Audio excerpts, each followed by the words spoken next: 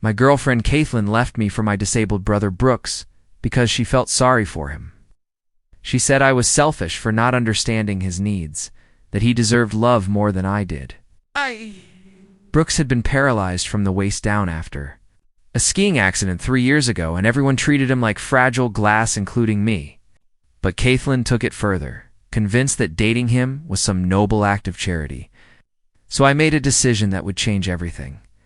I spent the next 2 years secretly funding his experimental treatments, hiring the best physical therapists money could buy, and pushing him through grueling rehabilitation programs. I helped my brother walk again. I helped him become the man he used to be. And when Brooks finally stood on his own 2 feet, both he and Kaithlyn realized the terrible mistake they'd made. Because the brother they thought they knew, the sweet, helpless victim, never actually existed. Before we jump back in, tell us where you're tuning in from, and if this story touches you, make sure you're subscribed, because tomorrow I've saved something extra special for you. My name is Asher Vance, and for 3 years I had been living in the shadow of a tragedy that wasn't even mine. In the small mountain town of Millbrook Heights, where gossip traveled faster than the morning fog and everyone knew your business before you did, I had become known as simply Brooks's older brother, the responsible one, the caretaker, the one who quietly held everything together while the real star of our family lay broken in a wheelchair. Our family lived in a modest 2-story house on Elmwood Drive, just a few blocks from the town center. Before the accident, our home had been filled with Brooks's trophies, college recruitment letters, and the constant buzz of friends stopping by to hang out with the local golden boy. Now, it felt more like a medical facility, ramps installed everywhere, grab bars in the bathrooms. A hospital bed set up in what used to be our dad's study. Brooks Sterling Vance had been everything I wasn't. 6'2", naturally athletic, effortlessly charismatic. While I spent my high school years studying hard to maintain decent grades, Brooks was setting track records and dating the homecoming queen. While I worked part-time at Morrison's hardware store to save for college, Brooks was fielding scholarship offers from Division I universities. The accident at Copper Ridge Ski Resort changed everything, but somehow it only made him more of a hero in everyone's eyes. I remember the day it happened like it was burned into my memory. Brooks had gone skiing with his buddies during winter break of his senior year. I was home, working on college applications, when Mom's phone rang at 2:17 p.m. Her scream, when she answered, still echoes in my nightmares. A freak accident on an advanced slope. Brooks had hit a patch of ice, went airborne, and slammed into a tree. Complete spinal cord injury at the L1 vertebra. The doctors at Millbrook General Hospital delivered the verdict with clinical precision: permanent paralysis from the waist down. The town rallied around our family like we were their own. Mrs. Henderson from the bakery brought fresh bread every Tuesday. The football team organized fundraisers for Brooks's medical expenses. Pastor Williams held special prayer services at St. Mark's Chapel every Sunday, asking God to heal our brave young warrior. In me, I became the invisible support system, the one everyone expected to step up and take care of everything. Mom and Dad were drowning in their own grief, so I handled the insurance paperwork, researched physical therapists, and learned how to help Brooks with daily tasks he could no longer manage alone. I gave up my plans to attend State University on a partial academic scholarship, instead enrolling at Westside Community College so I could stay home and help. Everyone said I was such a good brother, so mature for my age, exactly what Brooks needed. What they didn't say, what nobody wanted to acknowledge, was that I had just sacrificed my entire future without anyone even asking if I wanted to. The first 2 years after the accident were a blur of medical appointments, therapy sessions, and watching Brooks struggle with depression. He'd gone from being the guy who lit up every room to someone who barely spoke, who spent most days staring out his bedroom window at the mountains that had stolen his mobility. I learned to read his moods, to know when he needed space and when he needed company, to be whatever version of myself would help him get through each day. I told myself this was temporary, that once Brooks adjusted to his new reality, I could reclaim some piece of my own life. But the longer it went on, the more I realized that temporary was becoming permanent. I was the good son, the responsible brother, the one who would always put family first. It was my role, my identity, my prison. That's when I met Kaithlyn. Cruz, it was a Tuesday morning in my second year at Westside Community College, and I was running late for my introduction to psychology class. I'd spent the previous evening helping Brooks with a particularly difficult physical therapy session, and my alarm clock had become another casualty of my chronic exhaustion. I burst through the classroom door just as Professor Richards was starting his lecture on emotional attachment theory. Ironic. Considering what was about to happen to my life, the only empty seat was next to a girl with striking green eyes and dark hair pulled back in a practical ponytail. She was wearing a simple blue sweater and jeans, but something about her presence made the whole room seem brighter. When I sat down, breathing hard from my sprint across campus, she slid her notebook toward me so I could catch up on what I'd missed. "Thanks," I whispered, trying not to disturb the professor. She smiled and wrote in the margin of her paper, "No problem. I'm Kaithlyn, by the way." "Asher," I scribbled back. And something about writing my own name instead of being introduced as Brooks's brother felt like coming up for air after being underwater.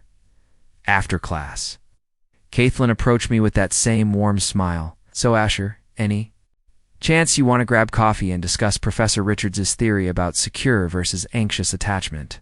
"Oh, I have some thoughts." For the first time in 3 years, someone was asking me about my thoughts, my schedule, my interests. Not how Brooks was doing, not whether I needed help with caregiving, not how I was holding up under the pressure.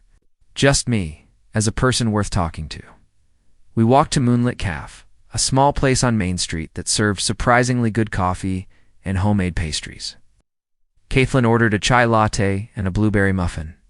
I got black coffee and tried to remember the last time I'd done something this normal, this purely for myself. "So," she said, settling into the booth across from me, "what made you choose psychology?" The honest answer was that I'd chosen it hoping to better understand Brooks's depression, to find ways to help him heal emotionally as well as physically. But sitting across from Kaithlyn, I found myself giving a different answer. "I think I'm interested in understanding why people make the choices they do," I said. "Why some people seem to thrive despite difficult circumstances, while others get stuck in patterns that hurt them." She nodded thoughtfully. "That's fascinating. I'm studying social work myself, but I keep coming back to the same question. How do you help someone without creating dependence? How do you support people while still empowering them to find their own strength?" Our conversation lasted 3 hours. We talked about psychology, philosophy, our dreams for the future, and the books we'd been reading. Not once did the topic of disability or family obligation come up. For 3 precious hours, I was just Asher, a college student with opinions, and ambitions, and a sense of humor that I'd almost forgotten I possessed. When we finally left the cafe, Kaithlyn touched my arm gently. "I really enjoyed this, Asher. Would you like to do it again sometime?" I wanted to say yes immediately, but the familiar weight of responsibility settled back on my shoulders. "I'd like that, but I should mention my schedule is pretty complicated. My family, well, there are some circumstances that require a lot of my time." She tilted her head, curious but not prying. "Family is important, I understand. But everyone deserves some time for themselves too, don't you think?" The simple statement hit me like a revelation. Everyone deserves some time for themselves. When was the last time anyone had said something like that to me? "Yeah," I said, my voice a little hoarse. "Yeah, I think you're right." And that's how it started, my first real relationship. My first taste of what it felt like to be valued for who I was, rather than what I could do for others. For 8 months, Kaithlyn became my escape, my reminder that Asher Vance existed, as more than just Brooks's caretaker. But as I would soon learn, some escapes are just elaborate traps, and some people fall in love with the idea of sacrifice rather than the person making it. The first crack in my perfect relationship appeared. On a sunny Thursday afternoon in late September, Kaithlyn had been asking for weeks to meet my family, and I'd been putting it off with increasingly creative excuses. It wasn't that I was ashamed of Brooks, it was that I knew how people reacted when they met him. A combination of his tragic story and his undeniable charm, even diminished by depression, had a way of making everyone else in the room disappear. But Kaithlyn was persistent, and eventually my excuses ran out. "Asher," I've been with you for 8 months, she said as we walked through Millbrook's downtown district after our psychology class. I care about you, which means I care about the people who matter to you. I want to understand your life better.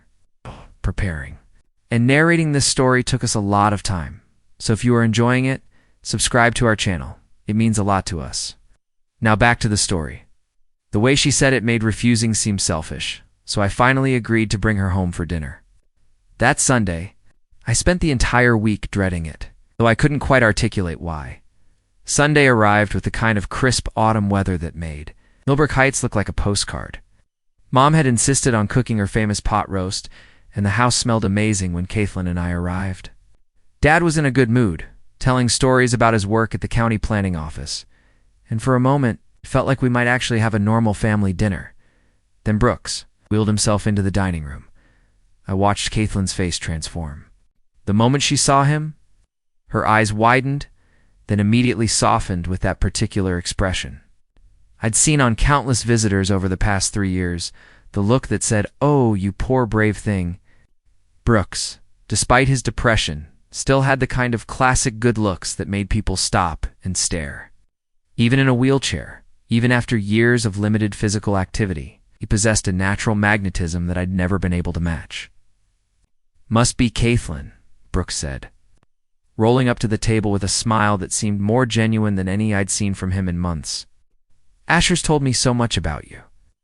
That was a lie. I'd barely mentioned her to Brooks, wanting to keep this one thing separate from my caretaker role. But Brooks had always been a natural performer, and apparently having an audience again had awakened something in him. "So wonderful to meet you, Brooks," Kaithlyn said, her voice taking on a tone I'd never heard before, softer, more careful, as if she were speaking to something fragile and precious. "Asher didn't tell me how. ... She paused, clearly trying to find the right words. "How devastatingly handsome I am despite the circumstances," Brooks supplied with a self-deprecating laugh. "Yeah, he probably didn't want you to realize you were dating the wrong brother." It was meant as a joke, but I saw something flicker in Kaithlyn's eyes.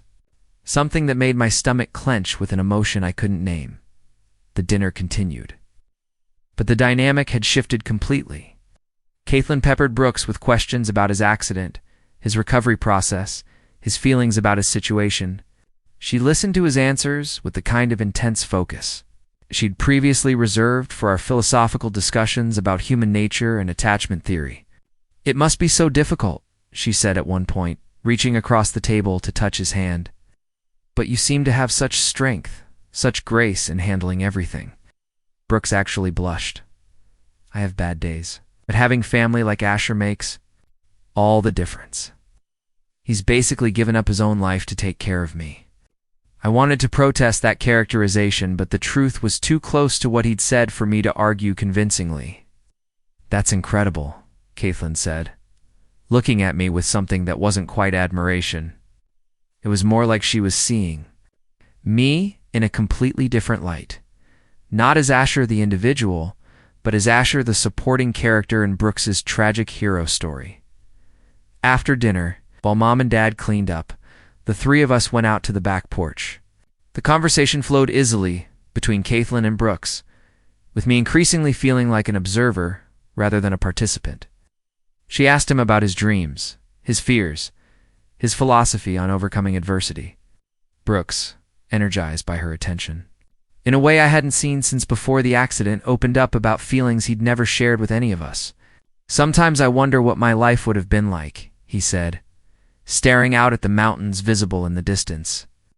"If I'd gotten that football scholarship to Colorado State, if I'd become the man I was supposed to be, instead of ... this, but maybe this is exactly who you were supposed to be," Kaithlyn said earnestly. "Maybe your purpose isn't about what you achieve physically, but about the inspiration you provide to others. The way you've handled this tragedy with such dignity. That's more valuable than any athletic accomplishment." I felt like I was watching my girlfriend fall in love with my brother in real time. The worst part was that she was doing it in the name of compassion and virtue. The pattern continued over the following weeks.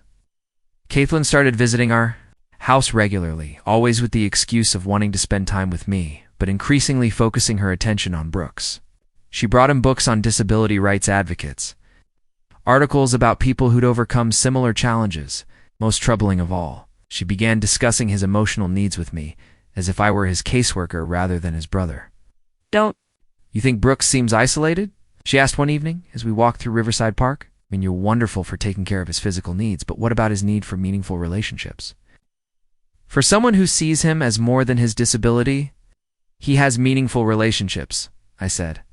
Though even as I said it, I realized how hollow it sounded. Most of Brooks's pre-accident friends had drifted away over the past 3 years, unable to handle the awkwardness of his new reality.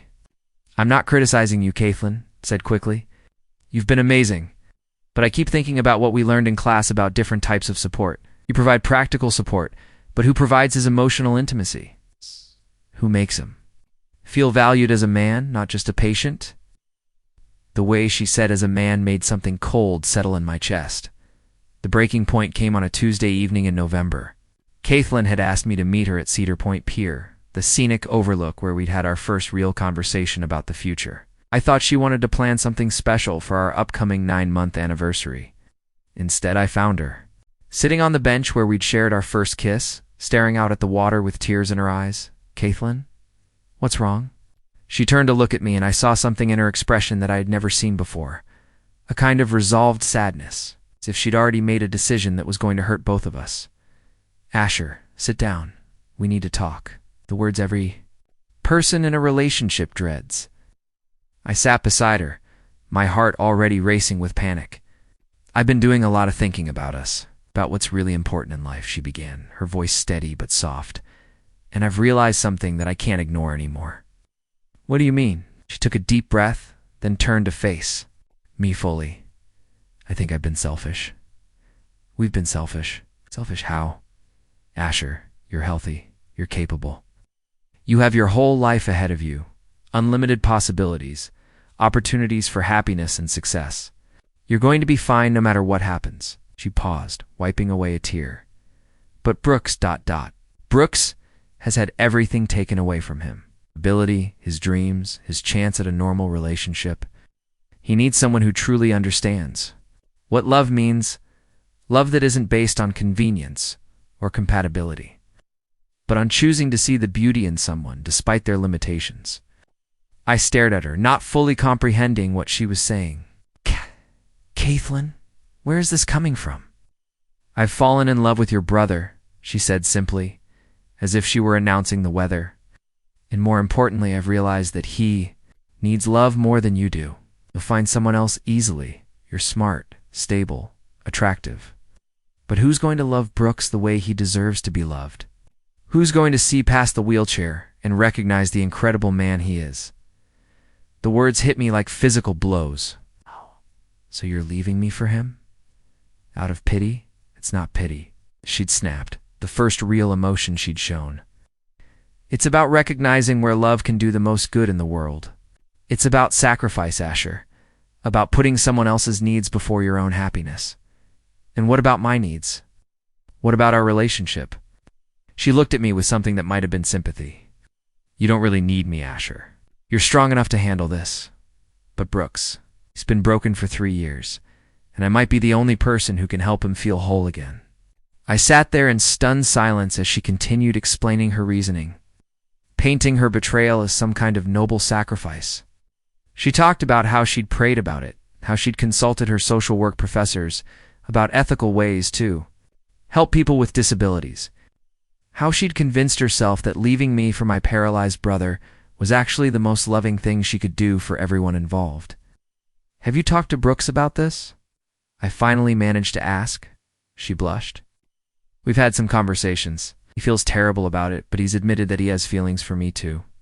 He's been so lonely, Asher. When was the last time he had someone look at him like he was desirable, like he was a man instead of a patient? The answer was never. Brooks hadn't had a relationship since his accident because dating required a level of emotional energy and self-confidence that his depression had stolen from him. Of course, he was attracted to the first woman who'd shown him romantic attention in 3 years. So this is it? I asked. You're just deciding for all of us that this is what's best. This is what's best. Sometimes people who care about each other have to make difficult choices, she said.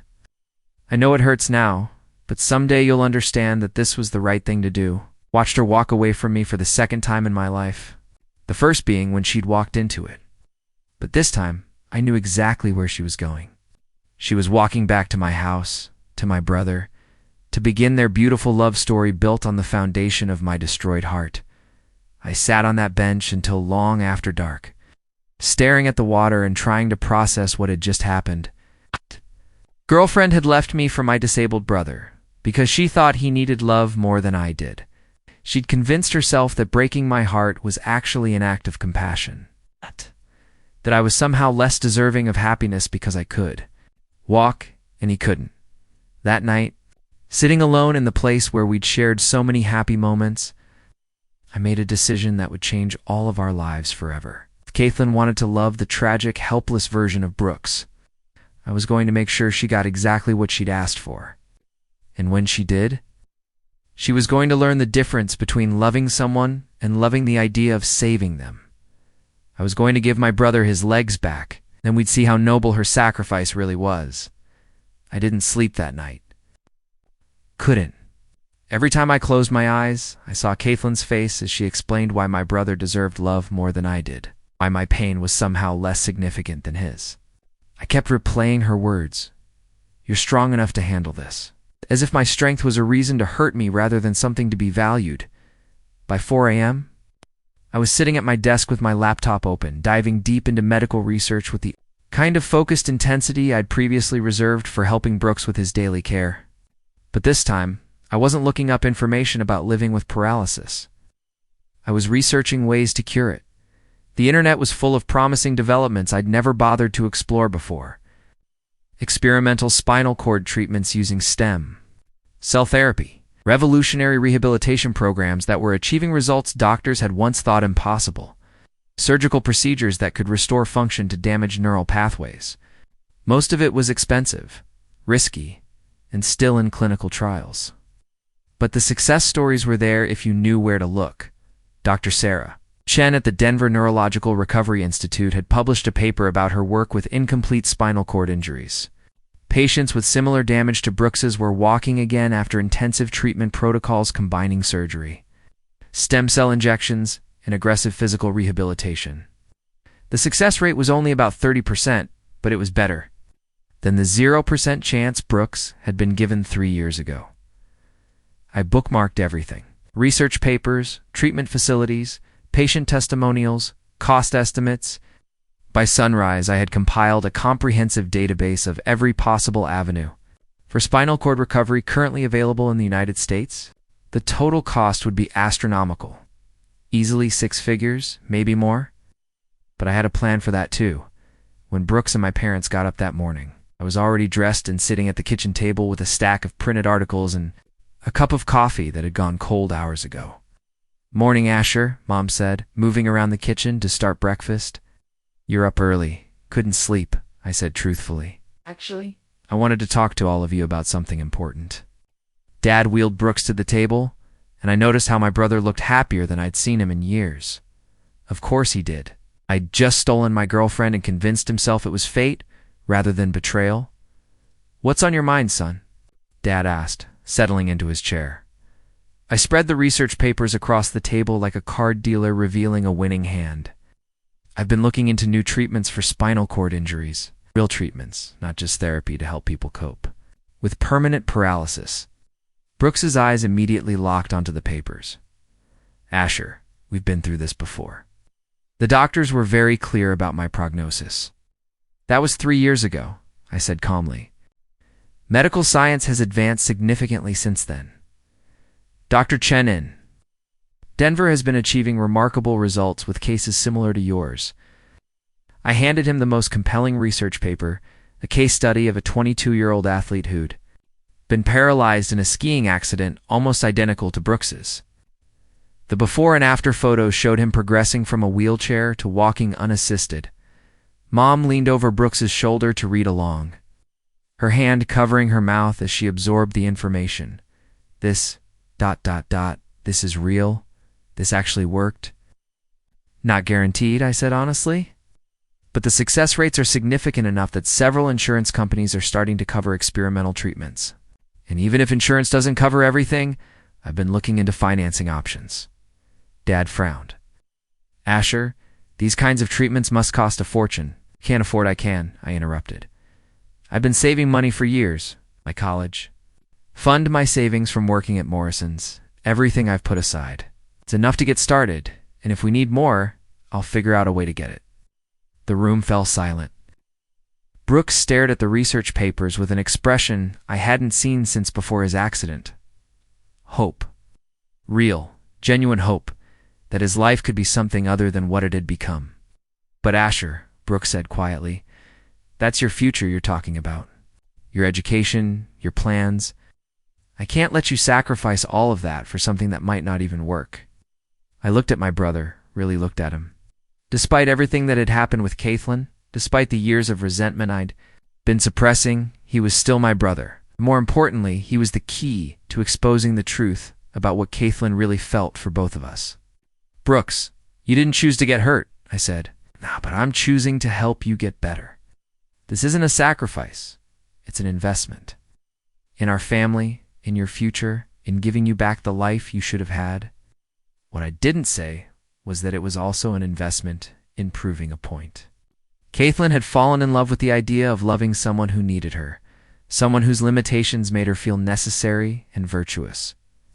But what would happen when those limitations disappeared? What would happen when Brooks was no longer? The broken bird that made her feel like a saint? Mom was crying now, clutching Dad's hand as she read through more of the research. Dr. Chen's clinic is in Denver. That's only a few hours' drive from here. I already called them, I said.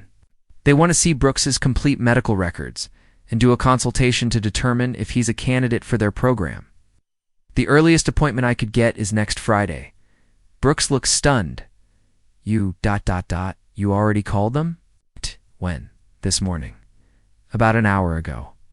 I pulled out my phone and showed him the appointment confirmation. Dr. Chen herself will be conducting the evaluation. For the first time since his accident, I saw my brother's eyes fill with tears that weren't from pain or frustration. Were tears of possibility. Asher, I don't know what to say. I can't believe you'd do this for me after. He stopped himself, probably realizing that bringing up the Kaithlyn situation wasn't appropriate in front of our parents. You're my brother, I said simply. This is what family does. The next few hours were a whirlwind of phone calls and preparations. I contacted Brooks's previous doctors to request his medical records. I researched the best hotels near the Denver clinic. I even called my boss at Morrison's Hardware to request time off for the trip. But the most interesting call came around noon. My phone rang and Kaithlyn's name appeared on the screen. Hello, I answered, my voice carefully neutral. Asher, I heard from your mom about the treatment research you've been doing for Brooks. Her voice was breathless with excitement. This is incredible. You're such an amazing brother. The irony was almost too much to bear. Less than 12 hours. After breaking up with me to pursue my disabled brother, she was praising me for trying to make him less disabled. I thought you'd be interested to know, I said carefully. Would it be okay if I came over? I'd love to learn more about these treatments. Maybe I could even help with the research or the appointments. I smiled, though she couldn't see it. Of course, I think Brooks would appreciate your support. When Kaithlyn arrived an hour later, she threw herself into studying the research with the same intensity she'd once brought to our psychology assignments. She asked detailed questions about success rates, recovery timelines, and long-term outcomes. But I noticed something interesting in her. Body language. She seemed almost anxious about the possibility of Brooks recovering. These results are amazing, she said, though her voice lacked the enthusiasm her words suggested. But what if? What about the emotional adjustment? Sometimes people who've adapted to a disability struggle when their situation changes. There can be identity issues, relationship complications. Are you worried that Brooks might not handle success well? I asked innocently. She blushed. No, of course not. Just think we should be prepared for all possibilities. Change can be difficult, even positive change. What she really meant, though, she'd never admit it, was that she was worried about what would happen to their relationship if Brooks no longer needed her compassion and care. If he was no longer the tragic figure that made her feel like a hero for loving him. That evening, after Caitlyn had gone home, Brooks and I sat together in his room, going through the treatment protocols that Dr. Chin's clinic recommended for candidates.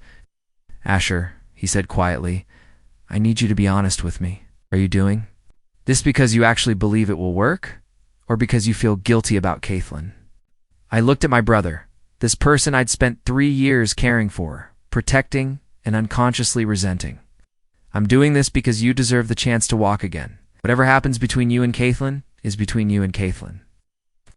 Wasn't entirely true, but it wasn't entirely false either. Brooks did deserve the chance to recover. And if his recovery happened to expose some uncomfortable truths about the woman who'd left me for him, well, that was just a bonus. "I want you to know," Brooks continued, "that I never meant for things with Kaithlyn to happen the way they did. She said you two had grown apart, that you'd been pulling away from her because of family obligations. I thought maybe you weren't as serious about her as she was about you."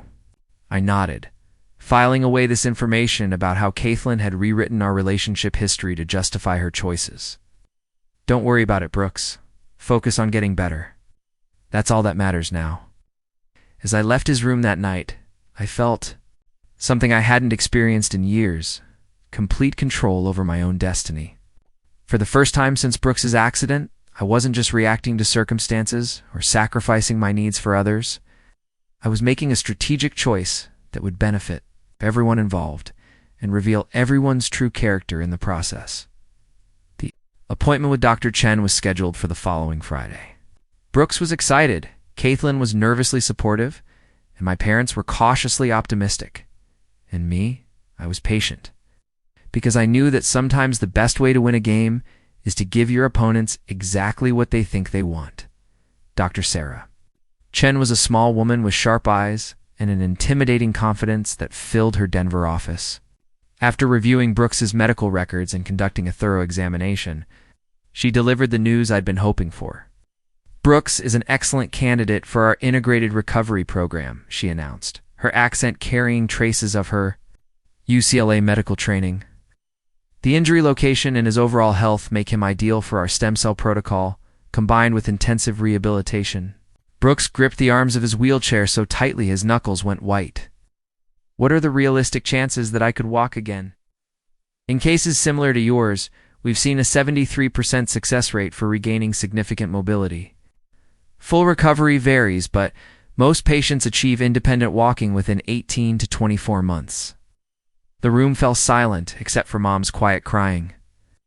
Even I felt genuinely moved by the hope in Brooks's eyes, which complicated my more calculating motivations. "When can we start?" Brooks asked immediately. "If you're committed to the program, we can begin next month. I'll warn you, this isn't passive treatment. You'll essentially live at our facility for 6 months, followed by intensive outpatient therapy. It's physically and emotionally demanding." I watched Kaithlyn's face carefully during this conversation. While everyone else radiated excitement, she looked increasingly pale. When Dr. Chen described the aggressive nature of the treatment, explaining how patients often experienced dramatic personality changes as they regained independence, Kaithlyn actually flinched. "Personality changes?" she asked, her voice tight. "It's common," Dr. Chen explained. "Patients who've adapted to dependency often struggle with reasserting their independence. Some become more assertive. Others go through periods of anger or resentment about lost time. Psychological adjustment can be as challenging as the physical recovery." That evening, back in our hotel room, Brooks was more animated than I'd seen him since the accident. Called friends he hadn't spoken to in years, telling them about the treatment possibilities. But when Kaithlyn suggested they go for a walk, to process everything together, I noticed her hands shaking. The treatment began 4 weeks later. I took a leave of absence from community college and moved to Denver to be near the facility. Officially, I was there to support Brooks. Unofficially, I was there to document everything. The first phase involved surgical implantation of stem cells into Brooks's damaged spinal cord. The recovery was brutal weeks of pain, discomfort, and uncertainty. Kaithlyn visited every weekend, but I noticed how she seemed more comfortable when Brooks was weak and dependent on medical staff. He's suffering so much, she told me during one visit, watching Brooks struggle through a painful rehabilitation session. Maybe we should consider whether this is really what's best for him. You mean giving up on walking again? I asked. I mean accepting that happiness doesn't require changing who he is. He was learning to find peace with his situation before all this started. I filed away her comment about preferring Brooks in his previous state. Month 3 brought the first breakthrough. Brooks moved his toes voluntarily during a therapy session. The celebration in the therapy room was incredible staff members crying, Brooks sobbing with joy, even hardened physical therapists cheering. But when I called Kaithlyn with the news, her response was muted. That's wonderful, she said, though. She sounded like someone had died. Month 5 changed everything. Brooks took his first assisted steps between parallel bars. But more importantly, his personality began shifting dramatically. The quiet, grateful patient was disappearing, replaced by someone increasingly confident and demanding. These physical therapists don't push hard enough, he complained to me. I could be progressing faster if they'd stop treating me like I'm fragile. It was the first glimpse of the Brooks I remembered from before the accident impatient, driven, and used to being the center of attention for his achievements rather than his limitations. When Kaithlyn visited that weekend, Brooks was walking short distances with a walker. She watched him move across the therapy room, and I saw something in her expression I'd never seen before. Fear. Isn't this amazing? Brooks called out to her, his voice carrying the old cockiness that had made him popular in high school. Chen says I might be ready for independent walking within 2 months. Kaithlyn forced a smile, but later that evening, she pulled me aside. Asher, I'm worried about Brooks. He seems ... different. More aggressive, less grateful for help. What if this treatment is changing him in ways we didn't expect? I looked at her with carefully manufactured concern. Different how? He used to be so humble, so appreciative of every small thing. Now he acts like he deserves special treatment, like everyone should accommodate his schedule and his needs. What she was really saying was that she missed the version of Brooks who needed her, who made her feel important and necessary. The Brooks who was walking again didn't need a caretaker, he needed an equal partner, which wasn't the role she'd signed up for. Maybe this is just temporary adjustment, I suggested. Dr. Chen did warn us about personality changes during recovery.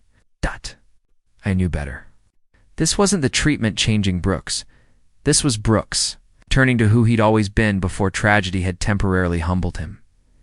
18 months after we'd first walked into Dr. Chen's office, Brooks took his final steps out of the Denver Neurological Recovery Institute as a fully mobile man.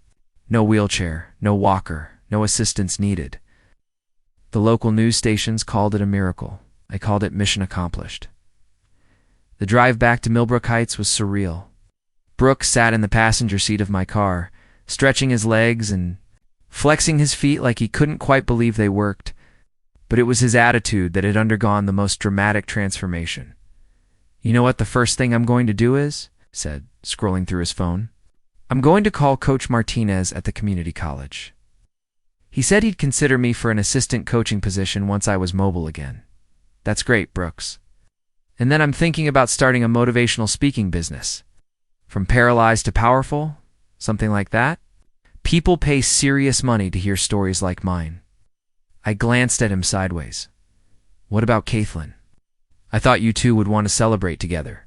His expression shifted slightly. How about that? I've been thinking maybe Kaithlyn and I rushed into things.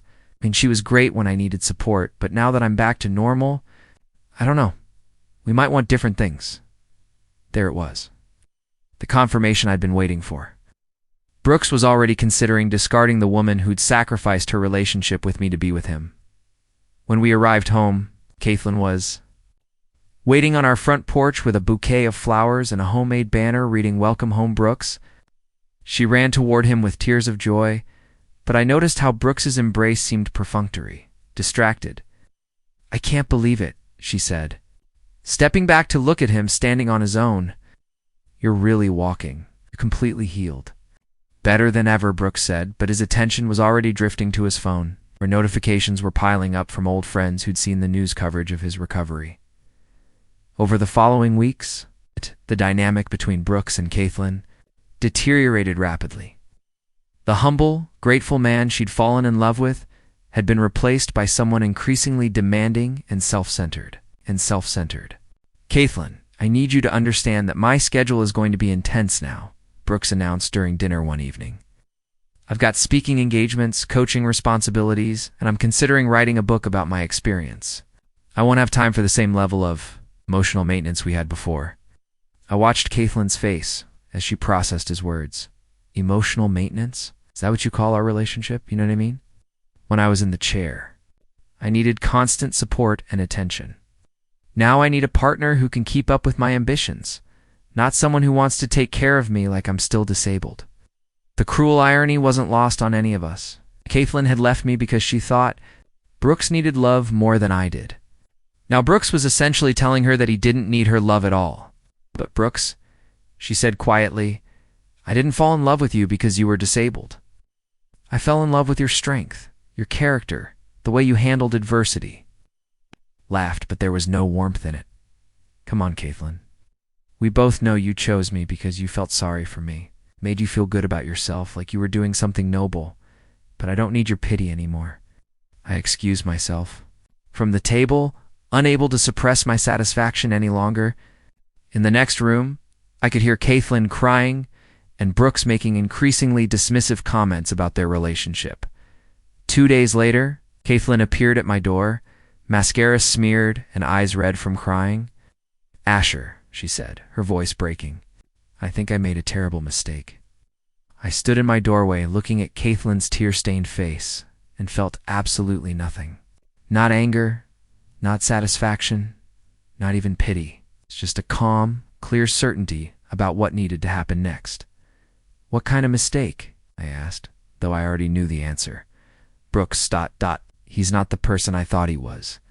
He's become so cold, so selfish. He told me yesterday that he's outgrown our relationship now, that he doesn't need a caretaker. She wiped her nose with a tissue. He said I fell in love with his disability, not with him. And did you? The question hung in the air between us. Kaithlyn's mouth opened and closed several times before she finally whispered, I don't know, maybe. I thought I was being noble, choosing love based on need rather than convenience. But now I realize... You realize what?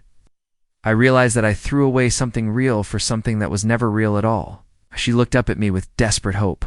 Asher, I know I hurt you terribly, but is there any chance we could try again? I understand now what I lost when I chose Brooks over you. I stepped back, creating more space between us. Kaithlyn, do you remember what you told me at Cedar Point Pier? You said I was strong enough to handle losing you, that Brooks needed love more than I did. I was wrong. I was so incredibly wrong. I said calmly, you were right about one thing. I am strong enough to handle losing you. What you were wrong about was thinking that made me less deserving of love. I pulled out my phone and showed her a text message from Dr. Patricia Williams at Portland Medical School. I've been accepted into their accelerated medical program, moving to Oregon next month to start my residency in rehabilitation medicine. Face crumpled. You're leaving? But what about Brooks? What about your family? Brooks doesn't need me anymore. He made that very clear. My family will understand that I have my own life to live. I paused, choosing my words carefully. Helping. Brooks' recovery taught me something important about myself. I'm good at helping people heal, but I want to help people who actually appreciate it, not people who see my support as something they're entitled to, and us. There's really no chance for us. I looked at this woman who had once meant everything to me, who had taught me that. I was worthy of love only to take that lesson away when someone needier came along. Kaithlyn, you didn't just break up with me, told me that my happiness mattered less than someone else's because I was capable of handling pain. You taught me that being strong made me less deserving of compassion. I shook my head slowly. I can't be with someone who sees my strength as a reason to hurt me rather than a reason to value me. 3 months later, I was settling into my new apartment in Portland, starting a career that would let me help people rebuild their lives after devastating injuries. My phone buzzed with occasional updates from home. Brooks's motivational speaking career had crashed when audiences realized he was arrogant rather than inspirational. Kaithlyn had dropped out of social work and moved back in with her parents, but I was thriving. Medical school was challenging but fulfilling, and I'd started dating a fellow student named Emma, who admired my dedication rather than seeing it as a resource to exploit. The last text I received from Brooks read, "Asher, I realize. Now that losing your respect was worse than losing my legs. Everything fell apart when you left." I never replied. Some lessons can only be learned in solitude. As for Kaithlyn, I heard through mutual friends that she'd started therapy to understand why she'd sabotaged a healthy relationship for the illusion of being someone's savior. Sometimes I wonder if either of them truly understands what they lost. But mostly, I'm grateful for the lesson they taught me. The people who genuinely love you will never use your strength against you. They'll celebrate it, lean on it when needed, and help you build a life where that strength serves something meaningful. I helped my brother walk again, not out of love, but to reveal the truth about the people who claimed to love us both. In the end, the greatest gift I gave myself wasn't his recovery, it was my own freedom. Up next, you've got 2 more standout stories right on your screen. If this one hit the mark, you won't want to pass these up. Just click and check them out. And don't forget to subscribe and turn on the notification bell so you don't miss any upload from us.